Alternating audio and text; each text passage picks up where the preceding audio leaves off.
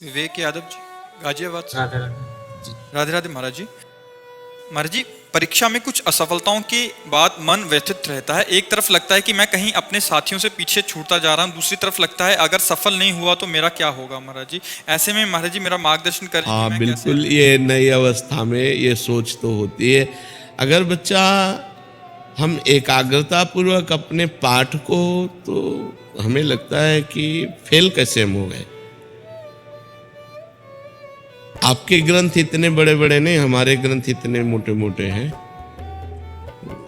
स्वाध्याय हर चीज का 10 साल पहले पढ़ा होगा, अगर वो बात पूछोगे तो अभी 10 मिनट में पूरी उसकी व्याख्या करके बता देंगे।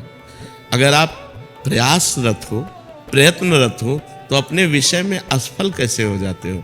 या तो आप ब्रह्मचर्यहीन हो रहे हो, इधर उधर प्रपंच कर रहे हो, अपनी पढ़ाई से विमुख आचरण कर रहे हो, मनोरंजन कर रहे हो।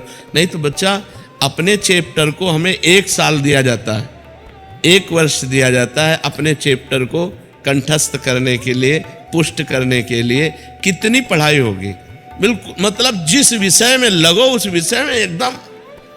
तो हम कह रहे हैं तुम्हारा जो चैप्टर है हम उसे कंठस्थ कर सकते हैं। तो हम इतने कमजोर क्यों हैं कि हम फेल हो जाते हैं।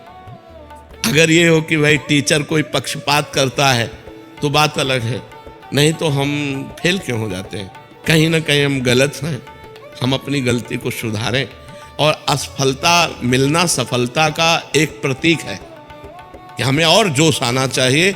आप जीवन में कभी असफल नहीं होंगे।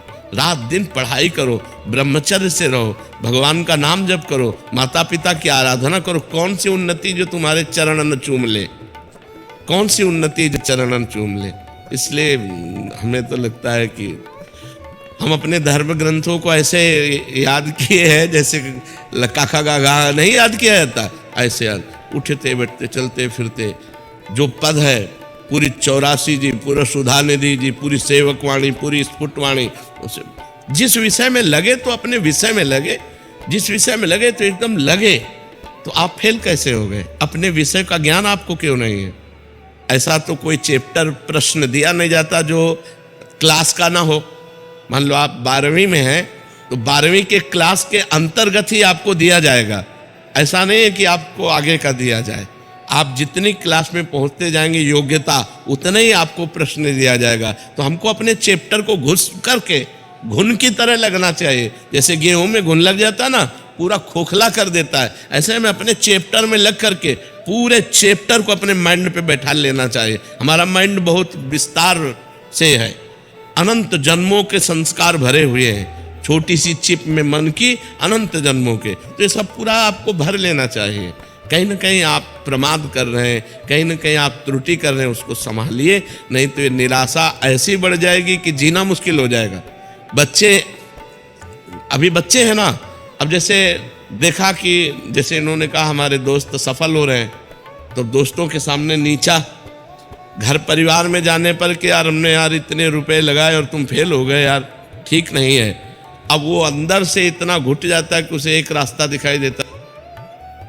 ऐसे कोटा में बहुत से बच्चे जो करते हैं, उसका कारण है कि उनको एक रास्ता नजर आता है कि अब मित्रों में कैसे जाऊं और घर के परिवार वालों को कैसे मुंह दिखाऊं।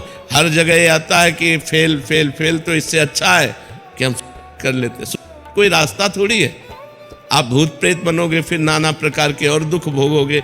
हमें चाहिए कि हम अपनी गलतियों का सुधार करें। मोबाइल में रील देखने में समय बर्बाद ना करें, गेम देखने में बर्बाद ना करें, गर्लफ्रेंड बॉयफ्रेंड वाली झंझट में ना पड़े, इस प्रपंच में ना फंसे। अगर आप सही से चलो और ब्रह्मचर्य धारण करो, तो ब्रह्मचर्य में इतनी सामर्थ्य है कि सब कुछ याद हो सकता है। बच्चा सब कुछ याद हो सकता है।